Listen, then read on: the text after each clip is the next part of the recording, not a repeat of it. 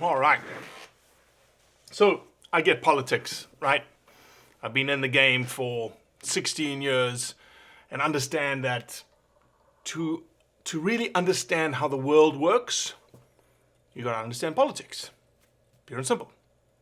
But the world also works on the truth. So the current governor of the state of Washington has full authority, full purview over directing positions that he is allowed to put people in.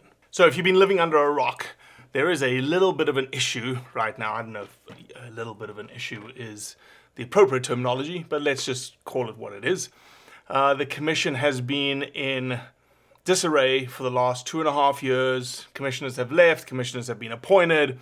The makeup of the commission has to have 3 members from west of the Cascade Mountains, 3 members from the east of the Cascade Mountains, and 3 members essentially at large to fully represent the state of Washington. You might be asking, who's on the Washington Fish and Wildlife Commission? Well, you have Barbara Baker, who currently is the chair. She's been the longest standing commissioner. She's been there since 2017. Barbara doesn't really have much of a science background, but more of an agricultural background, comes from a ranching community.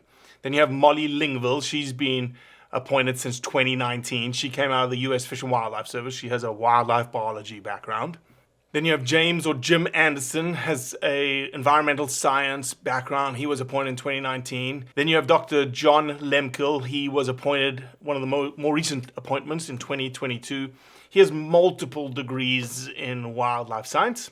Then you have Tim Reagan. Tim Reagan has a PhD in oceanography. Then you have Melanie Rowland.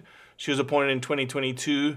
She doesn't have any science background per se. She has been the general counsel tied to NOAA for quite some time.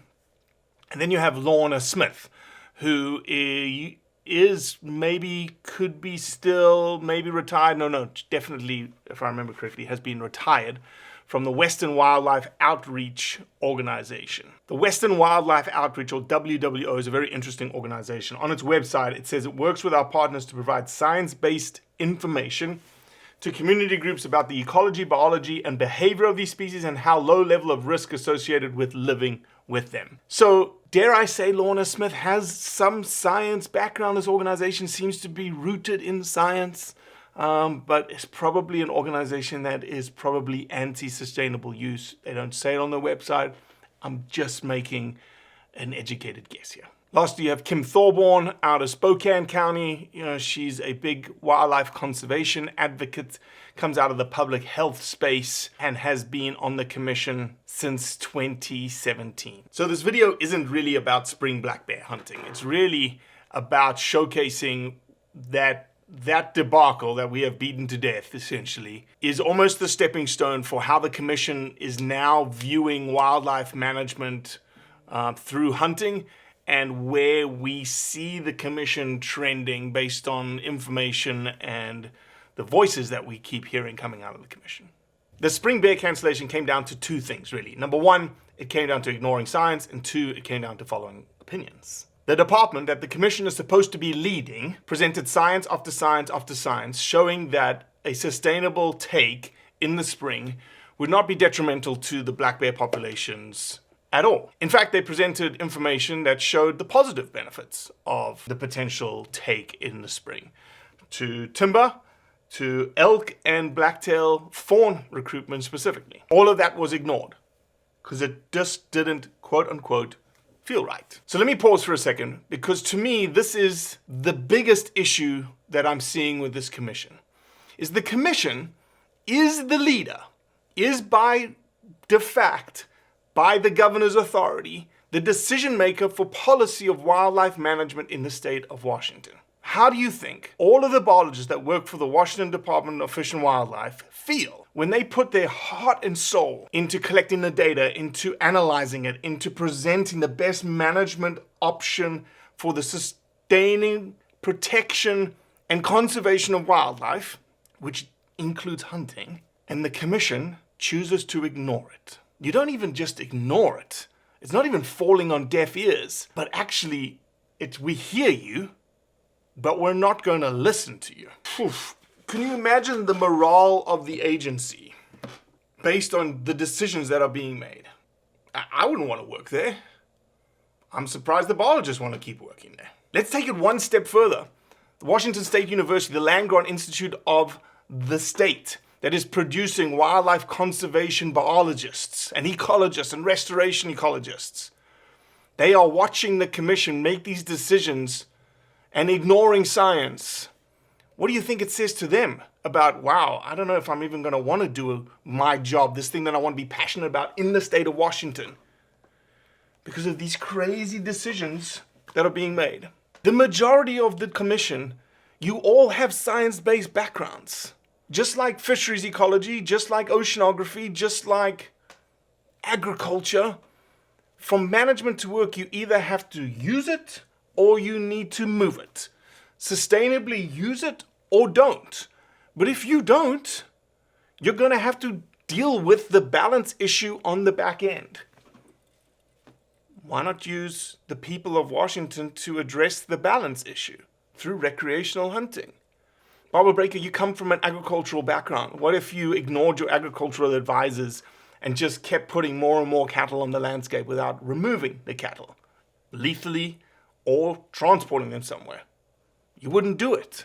Dr. Lemkel, what would happen if you shut down a specific fishery whose population was good enough for sustainable take, but you decided not to open that fishery because people didn't think it was right? What would happen? Dr. Reagan, you even worked with Steller sea lions and their interaction with Alaska groundfish fisheries. Would you have shut down the fishery if you knew that the sustainable take of the groundfish fishery was okay for seals as well as human consumption? I don't think so. So why are we choosing to ignore the incredible science that this incredible department is creating? So this decision to ignore science is taking one more step. Lorna Smith, one of the commission members, presented at the January 26th commission meeting in the Wildlife Committee her idea of what she believes the next iteration of the game management plan should look like for the state of Washington. So you should be asking yourself, well, what is a game management plan? It's very simple. It is a plan that guides the state agency. It's typically a 5-year plan. I think this one goes for 6 years. It is now out of date, so they need to update it. And it guides the agency on how to manage wildlife, how to protect it, how to sustain it through hunting. It is all of the game species and how they are managed through hunting. Typically, every state agency across the country has a game management plan, and specifically in Washington state, there is legislature that directs the department to preserve, protect, and perpetuate and manage all wildlife. So this game management plan really speaks to that piece of legislature, okay? So Lorna has some ideas on how the game management plan should now be structured that really highlights, again, the ignorance of science, and really at the end of the day, I think the desire to get rid of hunting writ large. So her plan is to shorten the process. Why do we need to shorten the process? She said she's heard from hunters that it's taking too long. I highly doubt that from a game management plan perspective. I think you're probably mixing in the spring bear debacle and how long it's taken to resolve and whatnot. If hunters are frustrated, they're probably not frustrated at this. They want this and we need this.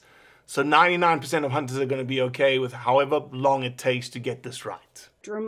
Of concerns that this isn't responsive enough to today's environment, where we're facing climate change, etc. The game management plan process isn't responsive enough in tackling climate change?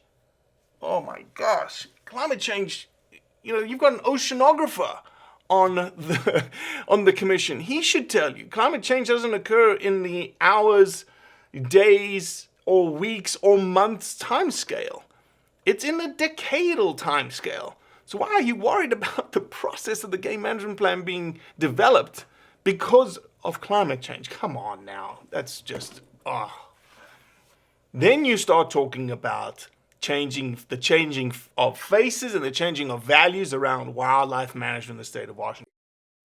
Some discussion around the responsive management surveys showing kind of changing faces, values, funding, why we need to reflect that as we move forward as a department. You use the responsive management survey of 2022 of Washingtonians' outlook on recreational hunting, right?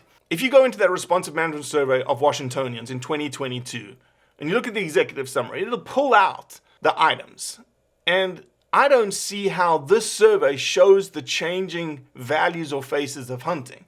3/4 of the residents, 75%, approve of legal regulated hunting in general. The vast majority of residents, 80%, support maintaining sustainable predator population in Washington's ecosystems. In the top tier, looking at strong and moderate support for hunting combined to control wildlife in a way that benefits other wildlife or habitats. To minimize, that's 79%. To minimize the spread of animal disease, 78%, and to reduce the damage to habitat caused by overpopulation of wildlife, 74%. The survey clearly shows that the vast majority of Washingtonians approve of regulated hunting to do those three things. And then the craziness of what she wants to do in chapter 2 in terms of all the elements that she wants to put in there. The first bit I'd leave, best available science. So you're saying, let's use the best available science that your department is sending you, putting it in front of you, shoving it in your face. So you want to put it in the game management plan. I'm good with that part. Everything else can be scrapped. Well, Commissioner Anderson actually said it best. I guess what I'm struck by is that, it's not a game management plan. It's some form of wildlife plan that goes beyond what I think we have historically tried to do here. I recognize, that the mantra of all things are changing. But I also think that what we're doing with this outline, at least looks like to me, is leaving a lot of things behind, including hunting and the history and the values. Here's what I can say at the end of the day is the crux of the matter, okay? The mandate for the Washington Department of Fisheries and Wildlife's game management plan is this: to protect, sustain, and manage hunted wildlife, provide stable, regulated, recreational hunting opportunity to all citizens, protect and enhance wildlife habitat, and minimize adverse impacts to residents, other wildlife, and the environment. I think the idea here is to remove that middle chunk, provide stable, regulated hunting. If regulated recreational hunting is removed, then how do you propose to manage wildlife? I hate to be blunt about it, but you either have to move wildlife or you have to kill it. That's it. Here is one last spiral that you probably haven't thought about. Get rid of spring bear hunting means less tags, means less licenses, which means less money into the coffers of the Washington Department of Fisheries and Wildlife. Increased bear populations mean less elk recruitment, less blacktail recruitment, less other prey species recruitment, which means less tags, less population, less licenses being sold. If people know that there's less